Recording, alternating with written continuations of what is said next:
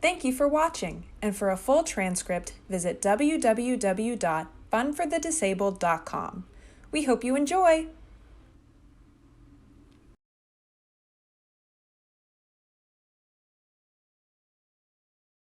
This is Vanessa Harris with Fun for the Disabled. I'm here with Commissioner Rachel Arfa, the Commissioner of the Mayor's Office for the City of Chicago, Mayor's Office for People with Disability.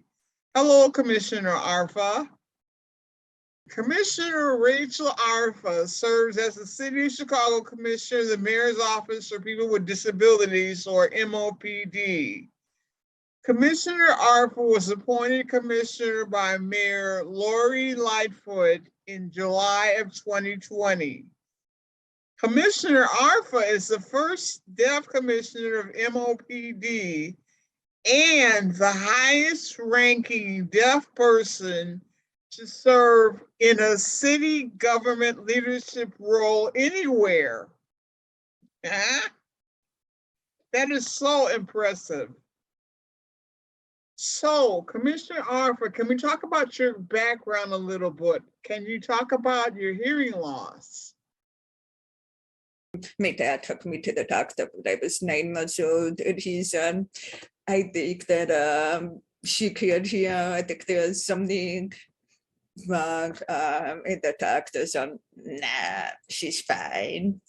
But then when I was 18 months old, I was at a babysitter's house, and I was running down the street with my friend, and the babysitter said, stop. And my friend stopped, and I kept running. And she noticed that this had happened a number of times. And she said to my parents, you may better get her hearing checked. You should take her to the audiologist. And sure enough, the audiologist said to my peers that I had hearing loss, and my peers had never met a deaf person. They had no idea how to raise a deaf person. Yeah, that's very common. 90 to 95% of deaf children are born to hearing parents. So my peers then had to make choices about how to raise me in my education and out of that, and navigate out of that. And I give them so much credit for all the work and sacrifices they made. So your brother didn't have any hearing problems? So I'm happy to talk about my brother. I'm 7 years older than him. And I would babysit him, and with the phone would read. Maybe when he was 3 or 4 years old, I would ask him to answer the phone, and it happened for me. And he would like mouth, okay, this is so-and-so, this is my colleague, this is Emily. And I would ask him to tell me what they were saying, and he would tell them. So I think that my brother decided when he was 5 that he didn't know how to interpret anymore. So that I was I had to use for that technology, and be independent and use the technology. And at that time it was a TTY, so I used the TTY to make phone calls in the TTY relay.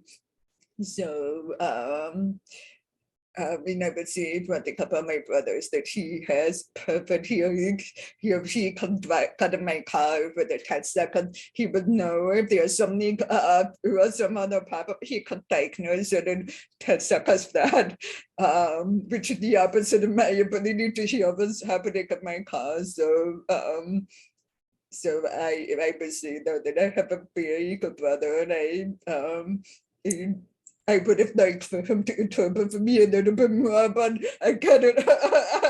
But he didn't want to do it anymore. But I think you're right that that's common in families of somebody with hearing loss, that the person with hearing is often asked to interpret. But the flip side also happens when we're a hearing person who's not familiar with that person, but sometimes looks to the hearing person to communicate with that person. And that is a big pet peeve of mine. I do not like when people avoid communicating with me. It is usually because they are nervous or because it's inconvenient for them. I brought them to communicate directly. I mean, with me. It sometimes that happens also because of my deaf speech. People would ask me to repeat what I'm saying, but instead of taking the time to ask me to repeat it, they would just say to the hearing person, "What is she saying?" Yeah. So that is something that really taught me how to advocate for myself, to make sure that I was speaking. And I know that every disability has its own barriers, but I really believe that we are learn different strategies and how a problem solving. I say all the time that people with disabilities are the best problem solvers around. It is because we have to solve these problems every single day. And I think that makes us very competitive in terms of employment and other types of opportunities. Is that problem solving skill? We need to elevate that more. That's true of people with all kinds of disabilities. You usually have to advocate for yourself because nobody's going to do it for you. You do. I mean, many of us grow up with parents or guardians or other family members of who teach you how to advocate, who encourage you to, but ultimately there's that moment where you find your voice. I don't mean voice only the technical sense, but voice meaning even a sign language or however you communicate, that moment when you realize your own perspective matters. And what you ask for matters, if that is what advocating for. Yeah. What kind of accommodations did you need in college and law school? So in college, I used real-time captioning and I used sign language interpreters. And then when I was at law school, I used real-time captioning because going to law school was learning a whole new language, and it was so important for me to have direct access to the language and terminology being used by my professors and my classmates. Is not no different than learning French, Spanish, or any other language, because the students are learning the language and how to speak and how to use it. And so I felt like I moved to another country sometimes just because of how to make sense of the language, and it was so important for me to have that access. It really prepared me for my career ahead as an attorney. Okay. Thank you very much. So the next question I have is twofold. I want you to give me, in your own words, after having worked with people with disabilities as a civil rights attorney for at least 10 years, what would you define as disability, and how does intersectionality fit into that? So your question was intersectionality and disability, and I think that is so important because a lot of people believe that disability is just one identity. That's absolutely not true. Disability is intersectional, whether it's your gender identity or your race or your ethnicity. For example, the experience of a Black woman with a disability is going to be very different than a white man with a disability. If we have to talk about intersectionality, if we have to understand and ensure that we're able to build in accessibility from the start, considering all of those different identities. That is something that I take very seriously and I try to do in my work as well. It making sure that the work takes in an intersectional approach. Okay. All right. Thank you. Okay. So how does MOPD address intersectionality? So we using all of our services to make sure that we serve every single neighborhood in the city of Chicago. We have 50 boroughs in the city of Chicago with 77 neighborhoods, and I want to make sure that no matter what neighborhood you're in, no matter what your income status is, where your background, you are able to access all of our services. And that is something that I am centering with the very design of our services, and I I think it is so important. Making sure to also think about how people become disabled. For example, many people are born with a disability.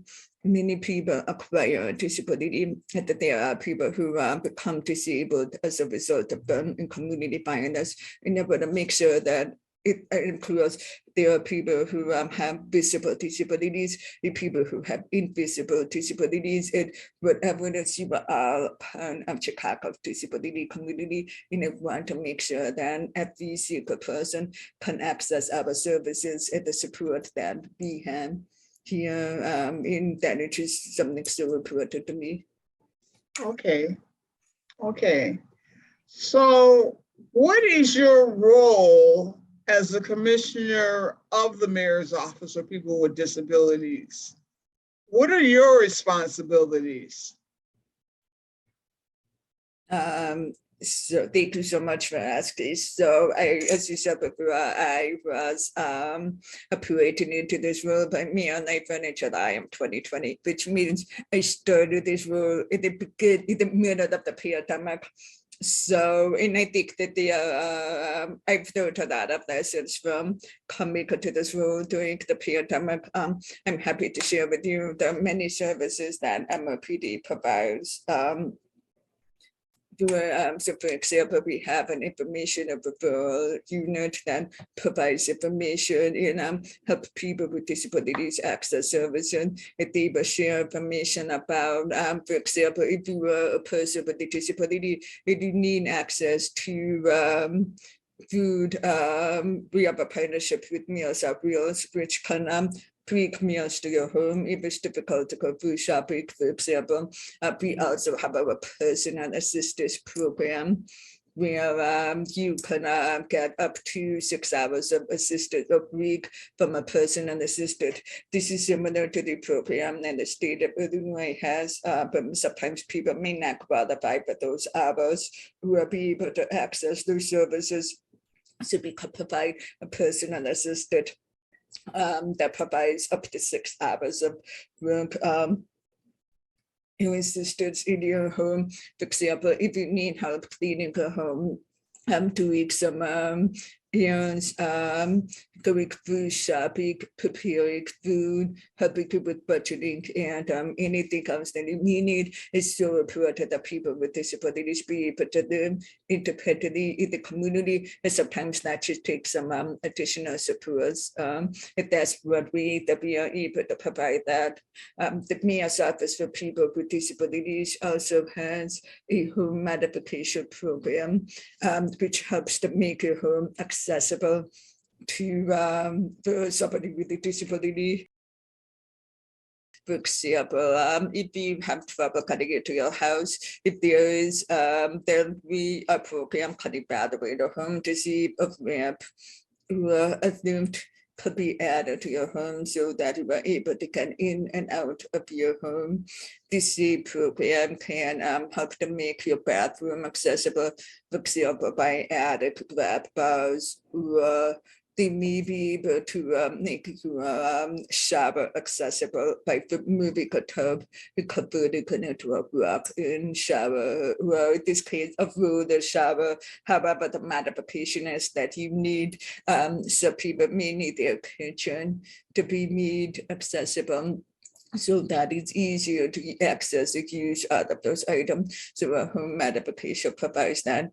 And I will share that during the pandemic when we were at that stage of not being uncertain about COVID, we pivoted. If we were able to, we continued the work working right through the pandemic, but for that brief period when maybe not the brief period when it was not there was it was not seen to go into people's homes. We focused that work on staying in people's homes by adding them to a ramp. And that once the vaccine became available, we were able to resume going to people's homes. And I think this is program, which is another main example of how we can make homes more accessible to people with disabilities, stay in their own community, I just think that's really important, and we're really proud of that program. So we also have applications on our website in English, Spanish, and Chinese. So we want to make sure that it's accessible to as many communities as possible. Getting back to the home assistance, is that just for people with disabilities who are under the age of 60 years old? Yes, that's correct. Okay. And for people who are seniors would go to the Department of Aging for that help? They would go to the Department of Family Support Services. Okay. Okay. Let's talk about employment. Because you have benefits counseling. So do you work with the Social Security office and with their ticket to work program, or does the city have a separate program for employment? So we do have benefits counseling, which is provided by 2 staff members named Eric Lopez and Chelsea the Romasata. And they are known as the best experts and providing benefits counseling in the state of Illinois. They have so much knowledge and expertise. So what they do is they provide benefits counseling to people who are beneficiaries of SSI and SSDI, who brought to work, and they could provide guidance and how to mitigate the benefits while working. Your Social Security has a number of rules that make that have requirements on how much you could earn while you're working. If you do provide benefits counseling so that people can figure out how much they could work while also maintaining their benefits. And that's a really great way for many people to be employed. And that we also providing assistance to families, students with disabilities who attend Chicago Public School, who have questions about maintaining their benefits as well. So we do provide that. And in the very near future, we will be expanding our employment services. So I will have more details for you at a later date, but I just wanted to give you that little sneak peek because I think that employment is such an important piece about our work, and I think that the pandemic has just given us an opportunity to break the mood of the way things have always been done. And the pandemic has also created more job opportunities than ever before. And I believe this is a moment to leverage that and advocate for employment for people with disabilities. So I don't have the details right now, but in the future, then I'd be so happy to share what is to come. Okay, that sounds good. Thank you. Okay. What about accessibility compliance work? What does MOPD do for that? So I'm really proud of this team. We have a Deputy Commissioner in Compliance who is an architect, and he's leading this team. And we are stamped up with 2 accessibility inspectors and project coordinators. And we do pre-permit reviews with architects who are designing buildings to do accessibility. We also provide technical assistance, a lot of other really great roles. And I think it's very important. This team has a very important role here in MOPD. So I'm really glad that we have all the right people here on my team. Great, great. Yeah, so is that really for like businesses or like residences or apartment buildings or things like that? It's a variety of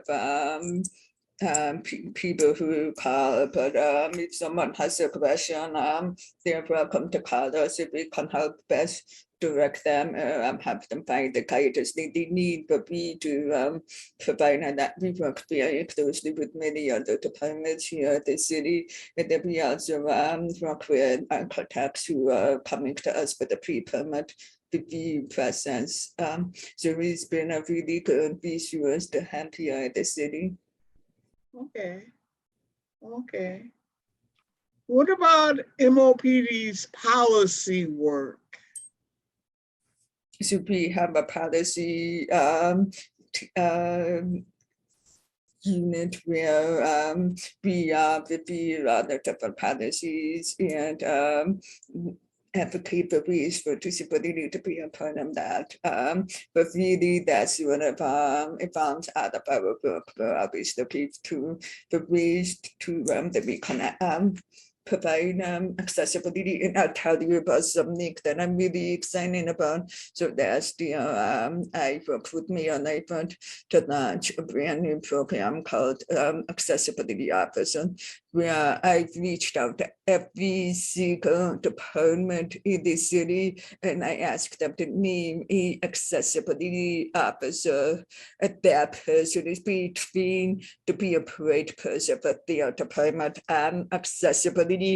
A part of this came from if there's an event hosted by a department and a person with a disability wants to participate, they can then contact that access officer and be able to make that request or to get information. And this has been so successful. Bringing different departments together around accessibility, and I have some really talented staff members who have working with me to lead this and develop such a subject matter knowledge and expertise among these different access officers, because accessibility should not be one person alone, it's all of us. We should all know about accessibility, and I am just and this is a testament to me and I's commitment to make Chicago a more accessible city. So I'm really that it is something that we've been very successful in launching during the pandemic known as, and I would say that the pandemic many people would think that the pandemic has worked the step, but it's just the opposite. So much great work has happened, and it has laid the foundation for so much great work to come.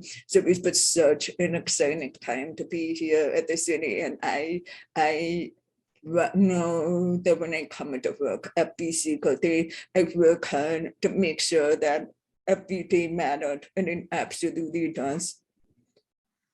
Excellent, excellent. So I have a question about that.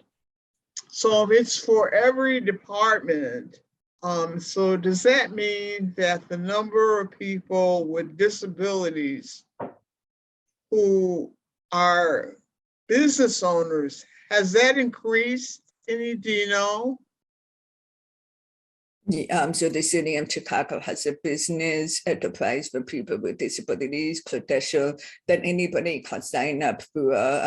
So if you are a business owner with a disability who live in Chicago, I highly encourage you to register for that. The state of Illinois also had the similar certification, but that is through the Department of Procurement. And you can, and also the Business Affairs or Consumer Protection Department can provide support as well as starting your own business.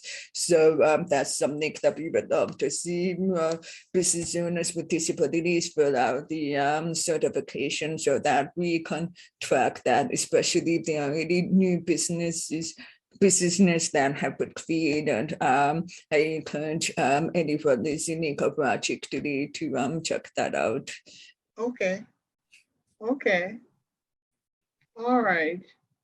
Have you, that access officer program sounds very successful, and you've only been the commissioner for less than 2 years, and that's been very successful. Have there been any other ones that you've initiated since you've been there?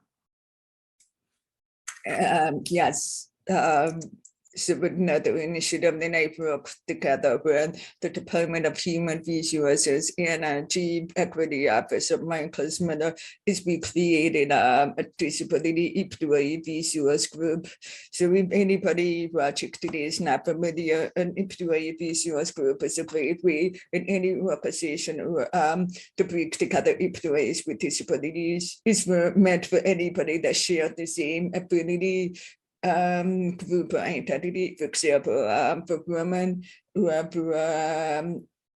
different backgrounds. So we at the city this year, January, the city of Chicago launched a first employee resource group.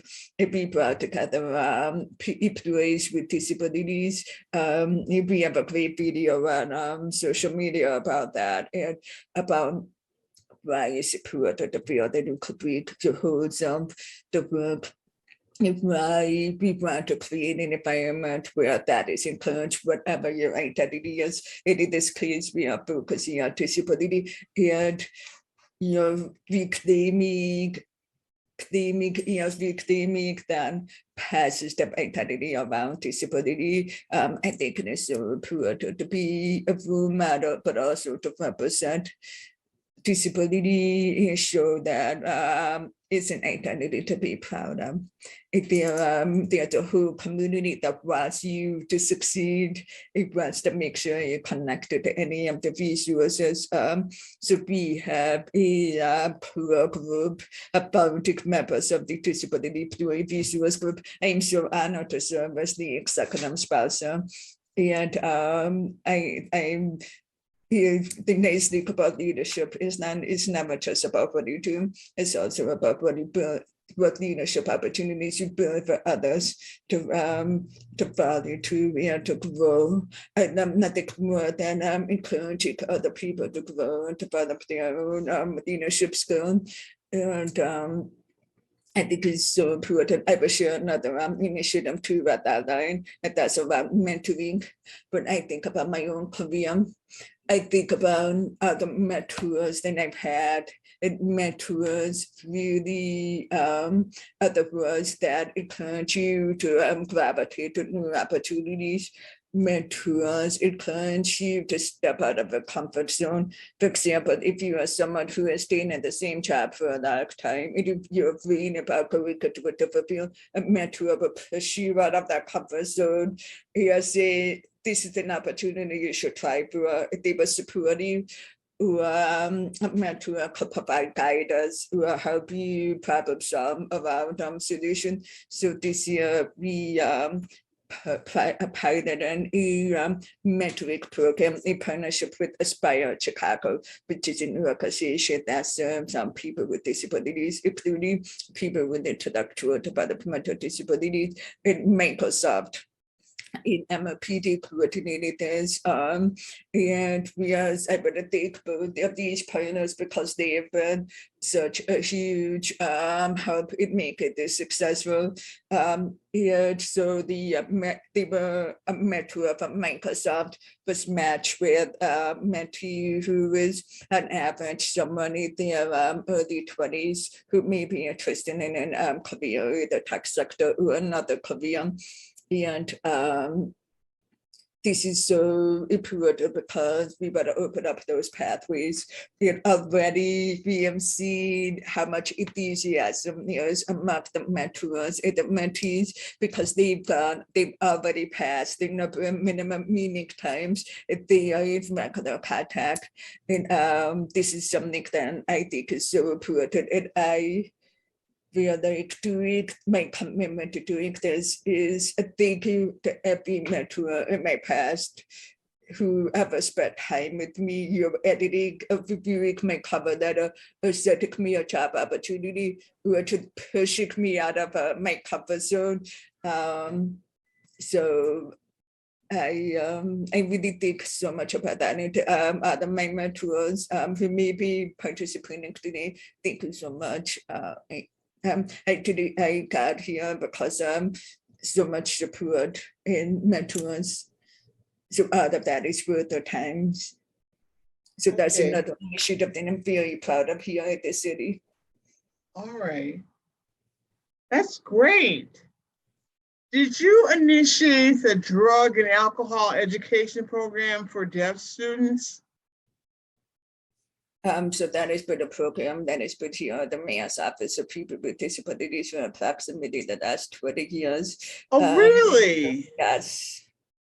Yes, so that is a program that it was designed to provide instruction in American Sign Language to deaf and hard of hearing students about drug and alcohol prevention. Okay. Okay. All right. Does MOPD have any involvement with the rollout of the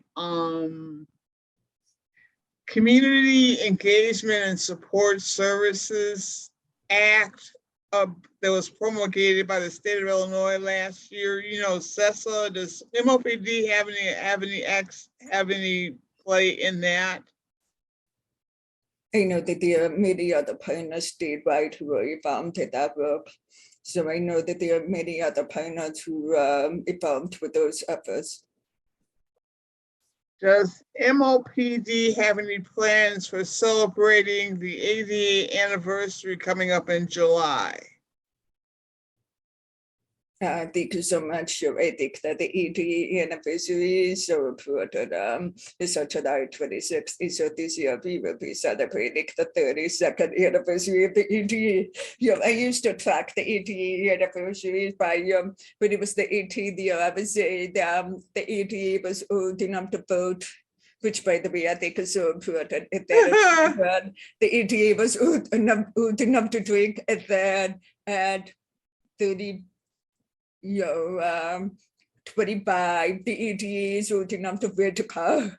At 32, I'm trying to think of what that is, but I think that the 80 celebration should not be limited to 20. So this year we will be setting out information about a celebration in MOPD at May 19th, which is in Adam Global Accessibility Awareness Day. We will be hosting an field office, which is at the west side. And I thought that it would be really, this is a new event that I'm initiating under my leadership to pick up this season celebrations. I think that the celebrations will be at July. So we will be an active disability organization. Even as I hope that you will be there to provide information to anybody who attends. Yeah. A few more surprises in the works too, but honestly, another reason is because I'm nobody, but I think that I think it's just a nice way to spreading out over the summer season. Why should we be limited of more time? And I think that the pandemic has really just made it so important for all of us to be able to come together around shared goals. So I'm looking forward to having a moment to celebrate and honor the incredible work being done here in the city of Chicago by people with disabilities. And Vanessa, I thank you so much for all the work that you do and what your commitment to serving people here with disabilities in the city of Chicago. Thank you. Thank you very much. Well, Commissioner, I want to thank you very much for spending this time with us. And is there anything else you'd like to say before we finish? Thank you so much, Vanessa, for having me join you today. It's been just such a pleasure. And I really enjoy working with you and making sure that we serve Chicagoans with disabilities in every one of our 77 neighborhoods. And thank you for having me today. Thank you to everybody who participated today. Okay, thanks a lot, Commissioner Arfa. This is Vanessa Harris signing off. Bye-bye. Bye, Vanessa.